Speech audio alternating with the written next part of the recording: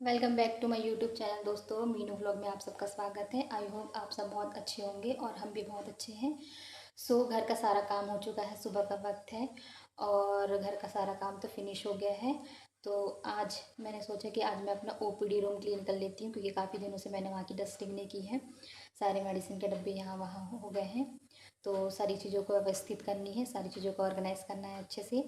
तो बिना time waste किए हम चलते हैं अपनी ओपीडी रूम में और बस वहाँ की क्लीनिंग करके हम हो जाएंगे फ्री। चलिए दोस्तों, हम करते हैं स्टार्ट। सबसे पहले हम अपना टेबल क्लीन कर लेते हैं। यहाँ के जितने पेपर्स और जितनी भी फाइल हैं एक्स्ट्रा, वो सारे कबर्ड में रख देते हैं। और जितने भी मेडिसिन के बॉक्सेस हैं उसको मैंने उनके नेम के अकॉर्डिंग एडजस्ट कर दिया है, जितनी भी रखी थी। और जितनी भी दवाइयाँ हैं वो सारे ऑर्गेनाइज़र में हमने सेट कर दिया है। और जितनी एक्स्ट्रा मेडिसिन थी, जो स्टॉक की मेडिसिन है, उसको मैंने अलमीरा में सेट कर दिया है। और सबसे पहले टेबल में सबसे ज़्यादा मतलब सामान फैल जाता है दोस्तों। जब भी कोई पेशेंट आता है तो मतलब उसकी ज़रूरत के हिसाब से मेडिसिन देनी होती है। तो एक मेडिसिन नहीं होती, 2-3 मेडिसिन देना पड़ता है। 3 से 5 दिन का डोज़ रहता है। तो वो सारी डब्बे वहीं पे मतलब रखे हुए थे, तो उनको मैंने अपने रैक में रख दिया है। और जो कटी हुई मेडिसिन्स थी उनको भी मैंने उनके डब्बे में रख दिया है। और जितने भी एक्स्ट्रा पेपर्स हैं टेबल में, कुछ डॉक्यूमेंट्स हैं एएनसी महिलाओं के, उनको भी मैंने अलमीरा में रख दिया है फ़िलहाल। और ये छोटू सा पेन होल्डर मैंने मीशो से मंगाया था। बहुत लाइट वेट है, उसको भी मैंने सेट कर दिया है। अलमीरा में मैंने काफ़ी कुछ सामान रख दिया है।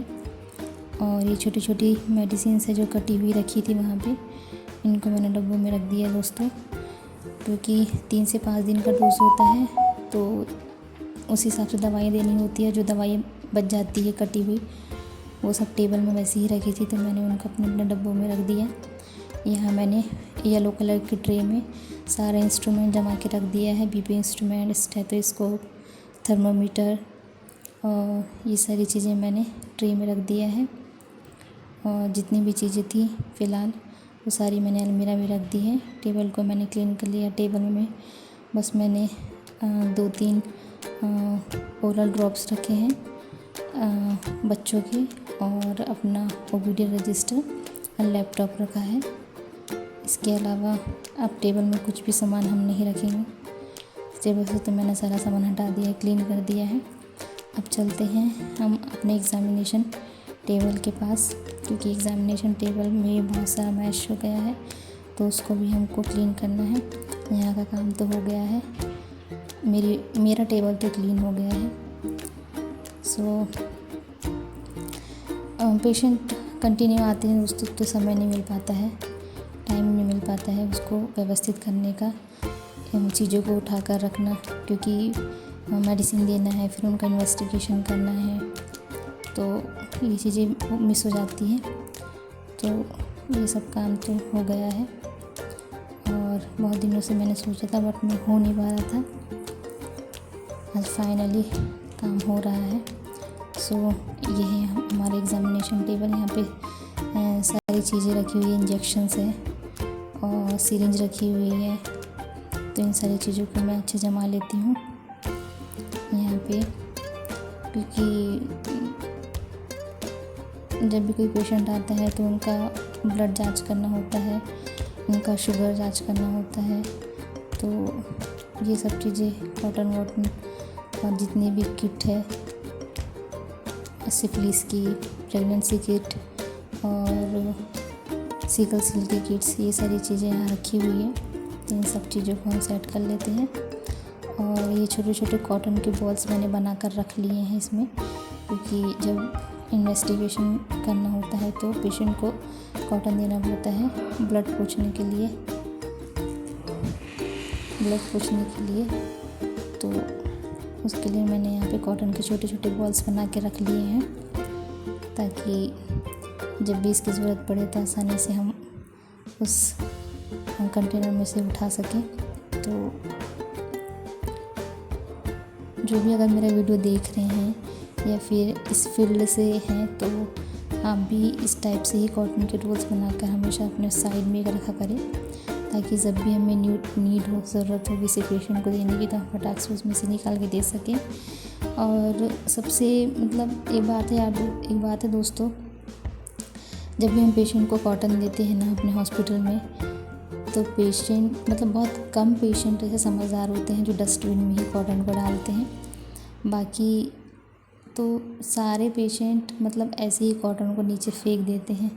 सो अब जितने भी लोग मेरा वीडियो देख रहे हैं, तो प्लीज़ अगर आप किसी हॉस्पिटल में जाते हैं तो कॉटन को डस्टबिन में ही डाला करें, क्योंकि वो ब्लड वाला कॉटन होता है, वो कंटामिनेटेड कॉटन होता है, गंदा वाला होता है। तो किसी के हाथ में भी पैर में भी अगर लग जाता है तो इन्फेक्शन होने के चांसेस होते हैं, बहुत ज़्यादा चांसेस होते हैं। अगर किसी के हाथ पैरों में भी अगर आपका ब्लड लग गया तो इस बात का हमेशा ध्यान रखना चाहिए।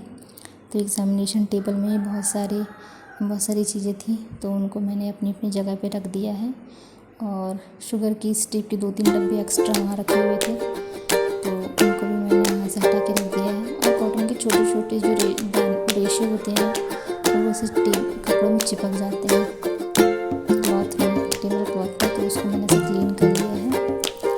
और साइड में आप देख रहे हैं डस्टबिन रखा है, वो और ऊपर जो खड्डा और एक रेड कलर का थैला रखा है, उसमें सब वेस्ट वाला ही सामान है, वो सारा सामान हम बाहर फेंकेंगे। तो ये टेबल भी हो गई है क्लीन, ऊपर की टेबल भी हो गई है क्लीन। यहाँ का ऑलमोस्ट काम जितना भी जमाने वाला काम था वो तो लगभग पूरा कंप्लीट हो गया है। क्या करें दोस्तों, गवर्नमेंट वो पैसे नहीं दे रही है, तो हमें अपने हॉस्पिटल का झाड़ू पोछा साफ सफाई खुद ही करना पड़ता है। CHO की लाइफ ऐसी ही है। लोग सोचते हैं CHO क्या करते हैं, CHO जितना भी काम करे, CHO का काम किसी को नहीं करता। अब तो हमारी ये कंडीशन हो गई है कि हमें अपनी इतनी बड़ी बिल्डिंग का, इतने बड़े हॉस्पिटल का पूरी साफ सफाई में खुद करनी पड़ती है। ये सिर्फ एक कमरा है, ये सिर्फ एक OPD ही रूम है ये, इसके अलावा वैक्सीनेशन रूम भी है, और इसके अलावा फिर लैब रूम भी है, स्टोर रूम है, वो सब चीज़ें भी हमें क्लीन करनी पड़ती है। अगर आपको मेरा पूरा हॉस्पिटल देखना है, एक एक चीज़ डिटेल देखनी है, हर एक रूम, तो आप मुझे ज़रूर कमेंट करना वीडियो में। एक ब्लॉग उसका ज़रूर बनाऊँगी अपने पूरे हॉस्पिटल का, और कहाँ पे क्या है, कौन से रूम में क्या होता है, ये सारी चीज़ें मैं आपको बताऊँगी। अगर आपको देख रहे हैं तो प्लीज़ आप मुझे कमेंट करना, मैं आप लोगों की ज़रूर वीडियो बनाऊँगी जिसमें मैं आपको ज़रूर दिखाऊँगी कि एक CHO का आयुष्मान आरोग्य मंदिर कैसा होता है, हमारी बिल्डिंग कैसी है। सो मैं ज़रूर दिखाऊँगी आपको दोस्तों, आप ज़रूर बताना मुझे कमेंट करके। ये वेस्ट वाला जो सामान था मैंने ये बॉक्स में रख दिया है, और सारे बॉक्स को मैंने बाहर कर दिया है,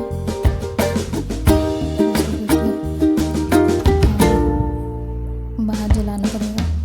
और ये डस्टबिन है दोस्तों, 3 कलर के डस्टबिन होते हैं। जिन्हें नहीं पता है कि 3 कलर के डस्टबिन क्यों होते हैं, तो वो मुझसे ज़रूर कमेंट में पूछ सकते हैं, और जिन्हें पता है सो बहुत अच्छी बात है।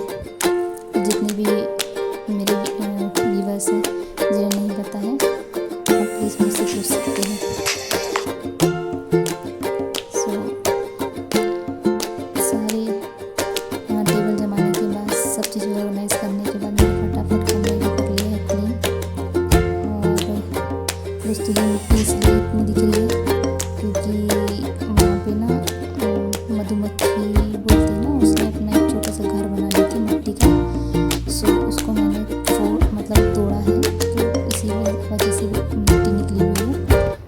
बाकी इतना कचरा नहीं होता है वीडियो में। सो फटाफट मैंने सब जगह कर लिया झाड़ू।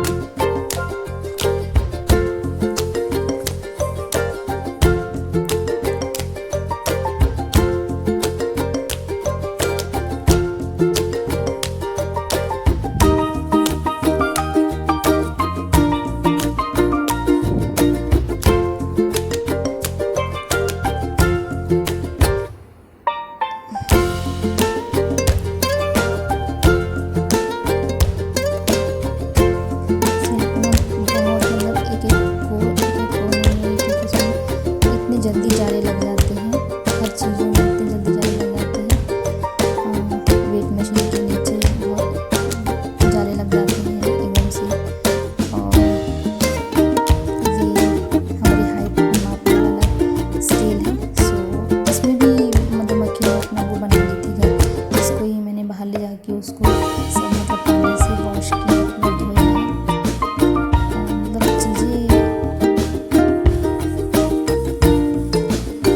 चीज़ों को बहुत अच्छे से बहुत ध्यान से रखना होता है हर चीज़ों को, क्योंकि अगर कोई आ गया भिखारी देखने आ गया तो फिर तो हमारी वाट लग जानी है।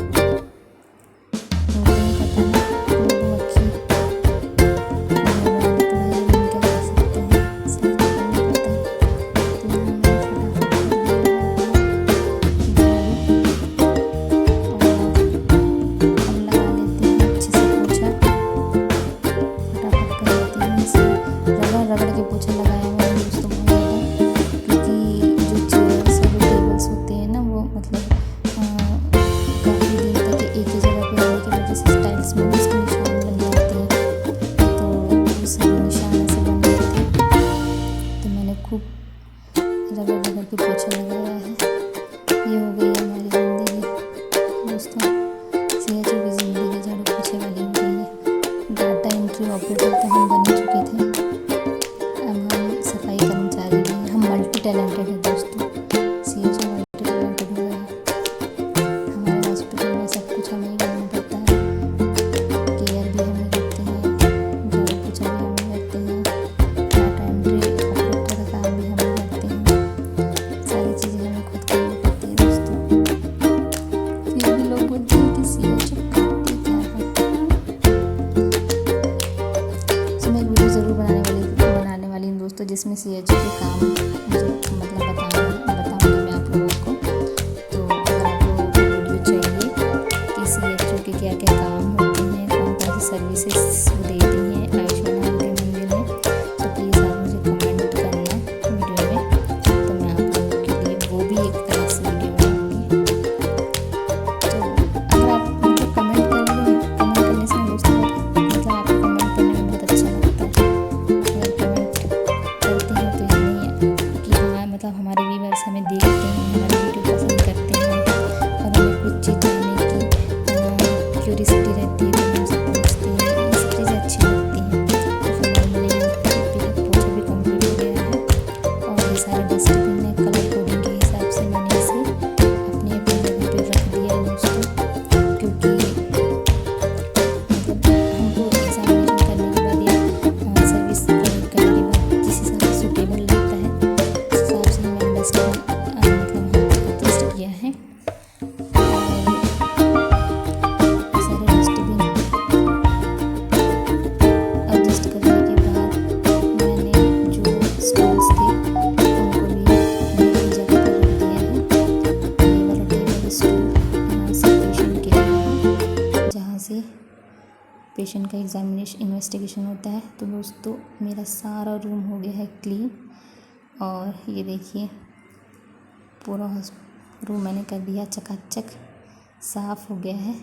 सो दोस्तों वीडियो पसंद आई होगी तो प्लीज़ मेरी वीडियो को ज़रूर लाइक करना, चैनल को सब्सक्राइब करना और कमेंट करके ज़रूर बताना। अगर आप लोगों को आगे का और कुछ वीडियो चाहिए तो कमेंट करके आप मुझसे ज़रूर पूछ सकते हैं। और बस ये छोटा सा एक रूम था जिसे क्लीन करना था आज, तो वो तो काम हो गया है। बाकी का एक पूरा हॉल अगर आपको चाहिए तो आप ज़रूर बताना, मैं आपके लिए ज़रूर वीडियो बनाऊंगी। मिलते हैं आपसे अगले व्लॉग में।